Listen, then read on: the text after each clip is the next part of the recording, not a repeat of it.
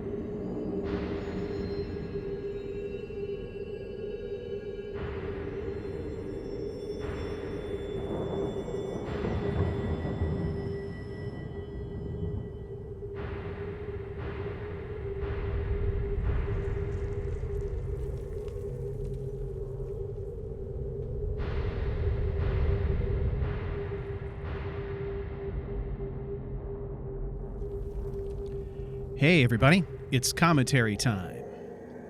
Big thank you to my good friend Joe for submitting this contract. This is a pretty fun one. This is kind of a really interesting playground, I think, for an assassin, particularly an assassin like SHADEling. So this one was really a lot of fun, a lot of variety, a lot of high spots. It is a little bit longer than most of these that I've done.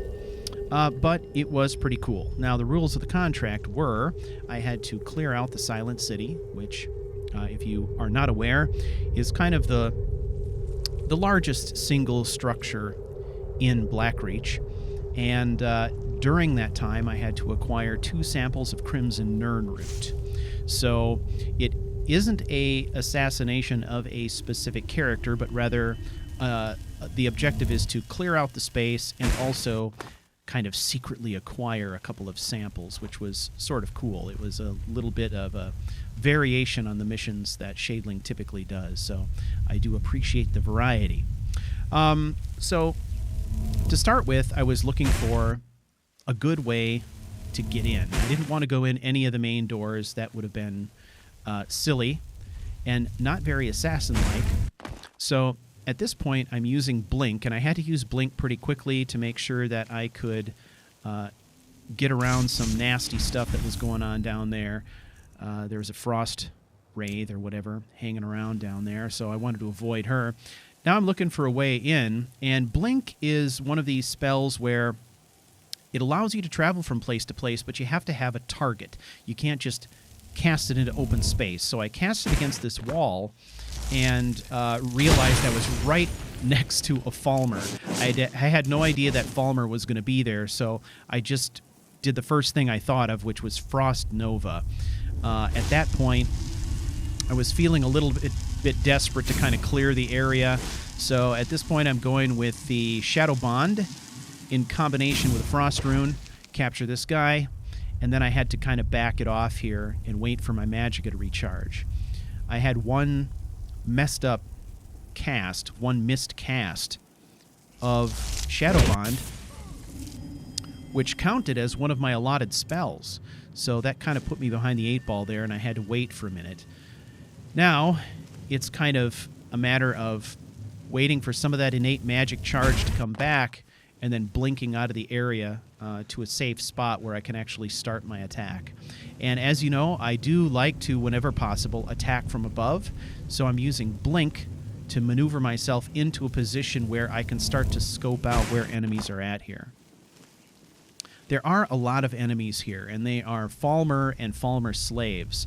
And the Falmer slaves, even though they're not heavily armored, are pretty nasty. They can come after you with melee weapons, and they can kind of gang up on you pretty quickly. So I was interested in just kind of staying in the high spots, making sure I didn't lose my advantage and end up surrounded. So here I'm casting an Acceleration Rune, and then using that in combination with a Summon Rune. Now, these rooftops are ideal. What I'm looking for is a place to cast an acceleration rune where I've got an angle, where the roof is pitched, because I really want to throw my adversary out into open space. So the summon rune, I lay that down, and then I wait for the enemies to drop on it. Now, when they hit that summon rune, they will teleport, just like that, right in front of my spot. They hit the acceleration rune, and off they go. Now, the really cool thing about the summon rune specifically is the range on the summon rune is incredible. It's really got a lot of range on it, which makes it ideal for this situation. The acceleration rune itself does not have that kind of range. My frost rune doesn't have that kind of range, but the summon rune has an incredibly long range, which makes it ideal for this kind of attack. Now this guy, it was an attack of opportunity. He was right there. Boom. Launched him. Fall kills him. All right, so at this point, I was just kind of looking around to see how they were reacting. I was hoping for an opportunity to get them clustered up and use Cyclonic Rift to eliminate a whole bunch at one time.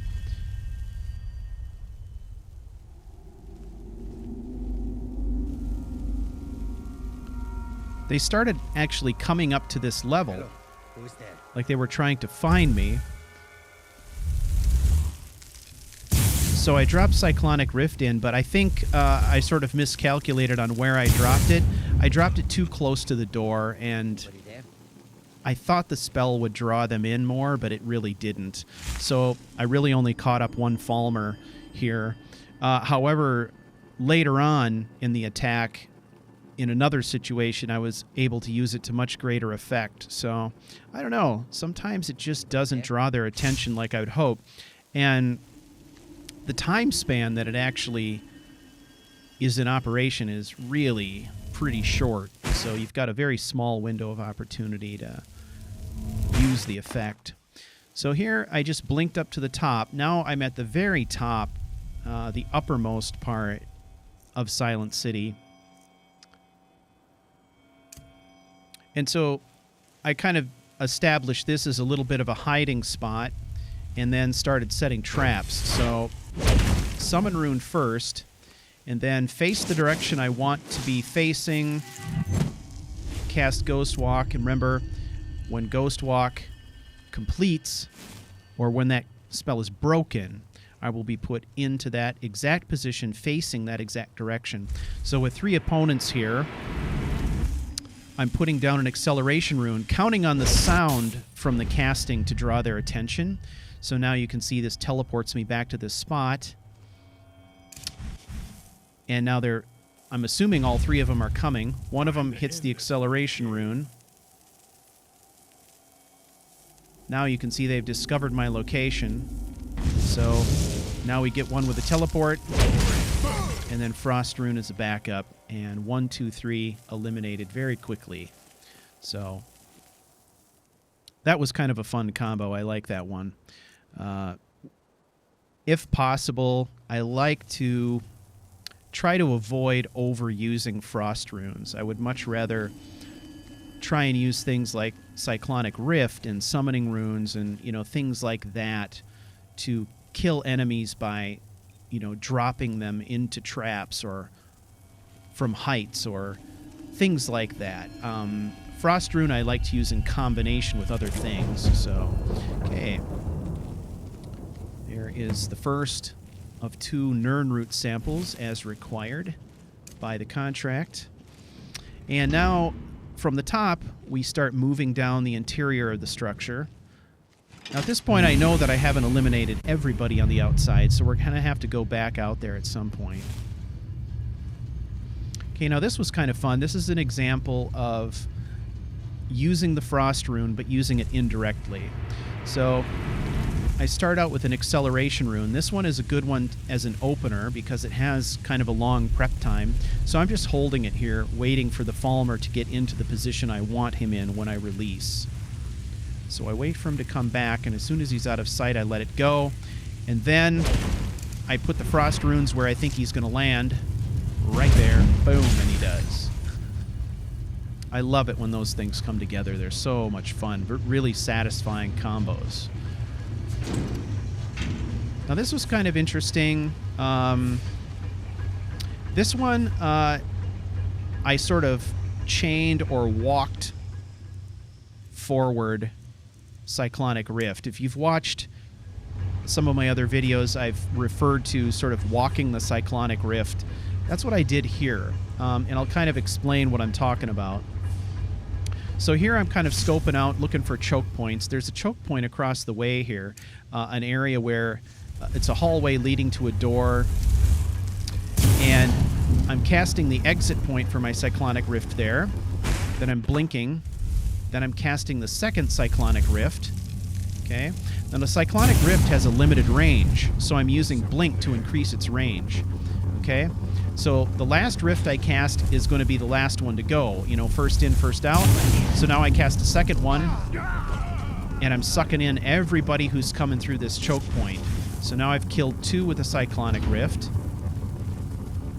Or 3, actually, with a Cyclonic Rift. And we're going to hear another one here. We'll get the flash. Right there. We snapped up a Falmer just before the Cyclonic Rift petered out. Now at this point, I am completely out of charge. So I'm waiting. I position myself right between the 2 enemies, and then we're going to use an area of effect spell, Frost Nova, to kill them both at once. This is one of the things that's actually critical with this character type, especially if you're using innate magic. We know that we can only cast 4 spells in rapid succession before we run out of charge. So the more that you can kill with a single spell, the better off you are. And that's oftentimes my objective, is to see how many I can take out with a single spell so that I've got some power left over. Now this was kind of fun. I'm using this orb spell, and it's extremely dangerous even to the caster, so I drop it in the room and close the door to protect myself. And then take the survivor with a Frost Rune. Frankly, I'm very surprised he survived that. That spell is quite deadly. Okay. I don't think there was anyone down here. This area. Silent City is a bit of a maze. And I was taking kind of a convoluted route through the place here. I wasn't being very systematic, I guess, in the way that I was doing it. But I sort of enjoy the randomness of it. I think it plays to the character. I think there's a certain kind of random quality to the way that SHADEling casts spells. So now we're going to get up to the high ground again, blinking our way up there.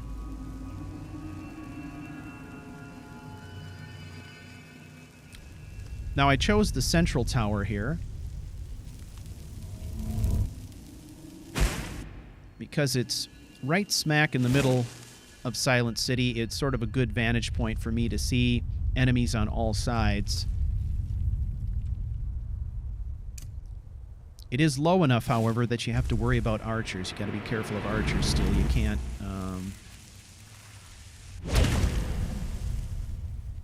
can't let your guard down. So again, acceleration rune at an angle on the pitched roof so that we can project the enemies outward. And the summon rune.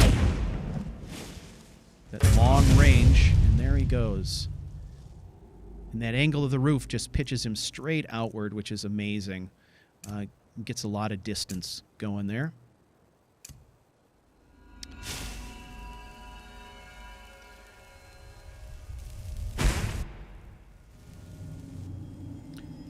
At this point, I really wasn't sure if there were any more enemies on the outside. I wasn't seeing any obvious signatures, so I was kind of looking around the outside walls and the places where typically I would find enemies. One of the things that I noticed about Silent City is that the enemies here, the NPCs that you're fighting, they are pretty mobile. They will move all over this place, including inside and outside. So they'll go from their outside posts to locations inside if there's a threat and back out again. So I could never be quite sure that I was getting everybody. So I really was forced to go room by room and clear each space out to make sure that I was covering everyone.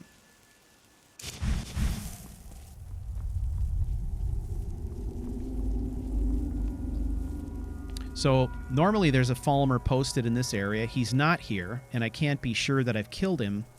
So I'm kind of working my way along the outside wall here. We come up to another post here, this little stairway. Normally there's a Falmer there, nobody present. Normally there's a Falmer patrolling at the base of this stairway, nobody there. So I elected to go inside thinking that perhaps they had congregated in one of these common areas inside the building, so. And that is, in fact, what was going on. There were more Falmer inside these spaces than normal, so. So here I've gone to Ghost Walk, and I'm going to set up a Cyclonic Rift trap. So I'm looking for a choke point. Now when I cast the first rift, they're going to be drawn to the sound, and they're going to go right toward it. So I'm using Ghost Walk as a way to travel across the space to where I'll cast the second rift. So here I'm charging up the second rift, and I always like to cast it on the ceiling, just in the off chance that the rift doesn't kill them, the fall will. Okay, so there's 3 flashes right there. So we got at least 3 with the rift, and then I blinked out of there because the enemies are going to be drawn to the second rift casting as well, and I want to make sure I'm not there when they show up.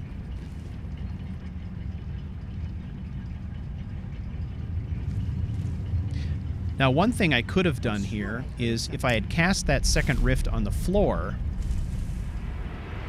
there's a pretty good chance that I would have caught up those 3 and teleported them back and very likely killed them in the rift. But I sort of have this habit of casting it on ceilings. I think in part because there's a potential that stronger enemies will be killed by the drop. But when I see the bodies drop, it's almost like it makes it easier for me to count how many I've eliminated in a single attack. And I'm always trying to count in my head to get a sense for whether or not I've left anybody behind. You know what I mean? Trying to get an enemy count. Now here I cast an acceleration rune on the stairway as a way to kind of block off the approach. I didn't know. There were 2 ways that they could approach my position here. So I blocked one with an acceleration rune and then moved down the other path on the attack. So 2 quick and sort of unsophisticated kills with the Frost Rune. And that's pretty much over with. Probably could have done something a bit more creative there, but at a certain point you start to run out of ideas, you know?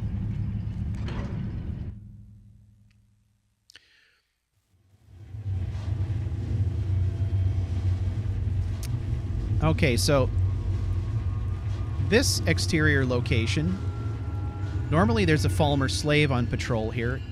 That slave is not present, so I'm assuming he's either moved or been eliminated already. So I decided to continue my attack from the bottom up now, and in part this was just to kind of mix things up, but also tactically I think it makes a lot of sense. We're really trying to keep the enemy off balance.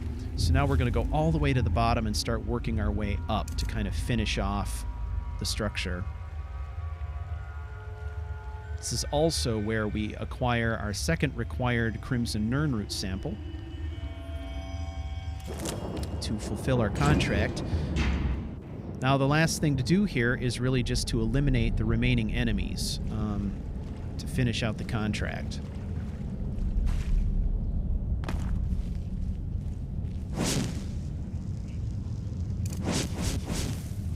Now there's some really nasty and deadly traps down here that I'm trying to avoid. So I'm going to use the Shadow Bond Frost Rune combination on this guy. So, Shadow Bond, break the Shadow Bond with Frost Rune, he's dropped on top of it, and then dies. Now, I was hoping to use the Shadow Bond here again to travel through this trapped area, but it looks as though the Falmer who's on guard here was actually killed by the trap. So I ended up having to blink through, which was fine.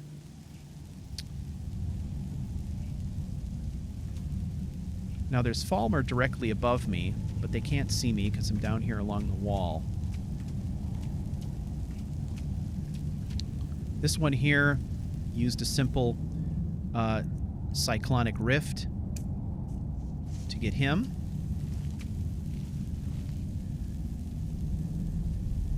So the first Rift portal over here, then I quickly turn around and cast it directly on him. Okay, now he's eliminated, but the clock is ticking. I know that I've got Falmer ahead, and I know that I can still use the Cyclonic Rift. In other words, I can walk it forward if I'm fast enough. So I'm kind of going stealth mode. Eventually I stood up and just ran because I know that there's one around the corner here. And I cast it on him just before it expired. Caught him. Boom. He's done. So that was just kind of getting some more economy out of the spell, really.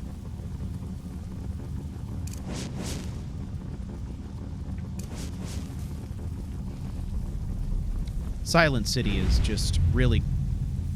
I can't stress enough how much fun it is for a character like this. So many opportunities for creativity here and so many varied environments where you can try things. So I was trying to figure out what I could do that might be creative. In the end, I just went with kind of one of my old standbys. Summon Rune, Frost Rune, or no, Shadow Bond Frost Rune. Now this time, I used the Frost Rune and Summon Rune combo. I'm still thinking of new and interesting ways to use this Summon Rune.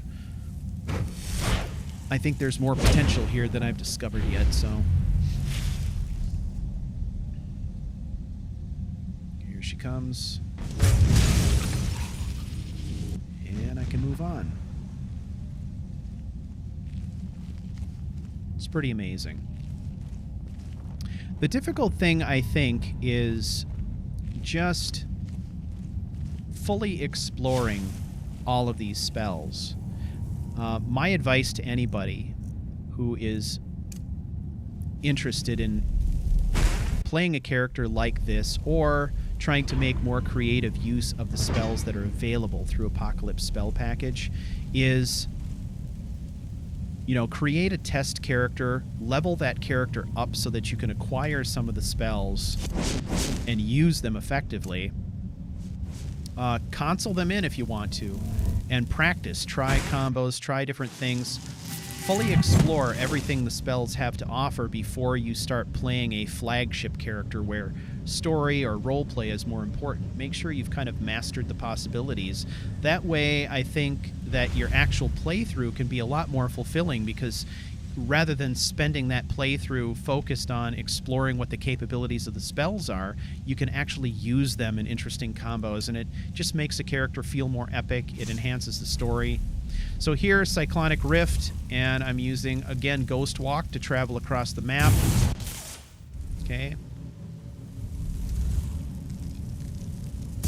Alright, and then these guys are not ranged weapon users, so I just stand up and use myself as bait to draw them in, and everybody's killed by the Rift. Very efficient, very clean, very elegant. That's what I like about it. It's just, it's elegant. Okay, now we're starting to get toward the end of this crawl, and toward the end here, I decided to mix it up a little bit by incorporating some hand-to-hand combat, and then also something from the Restoration spell tree, a Poison Rune, which is sort of an interesting thing to use. I don't use it a lot, but I'm finding that it's very effective on certain enemies. Okay, this guy, pretty much a simple unarmed combat takedown. from Ghostwalk. And we've got one enemy left in this room here, right outside this corridor. So I'm going to use poison. And I'm going to drop this poison right into her patrol pattern. And then disappear. Okay, she's triggered the poison. You can see it's starting to ramp up. It gets progressively more deadly as the toxin attacks her body. This time. And so I'm just going to maneuver past her as she dies. And then hit the exterior door to break the spell, which takes me outside this space and to this balcony. That's basically it, ladies and gentlemen. It was a great crawl. Thanks again, Joe, for the submission. A lot of fun. Keep the submissions coming, and if you are interested in submitting a contract for SHADEling, the procedure is quite simple, actually. Firstly, you have to be a Patreon supporter. If you'd like to support CouchWarriorTV on Patreon, you can go to patreon.charactercrusade.com. You'll find all the information in the video description below. Once you are a patron of CouchWarriorTV, you can go to our Discord channel and submit your contracts in SHADEling's inbox. You can find our Discord community at discord.charactercrusade.com. Thank you, everybody, for watching this video, and I will see you next time.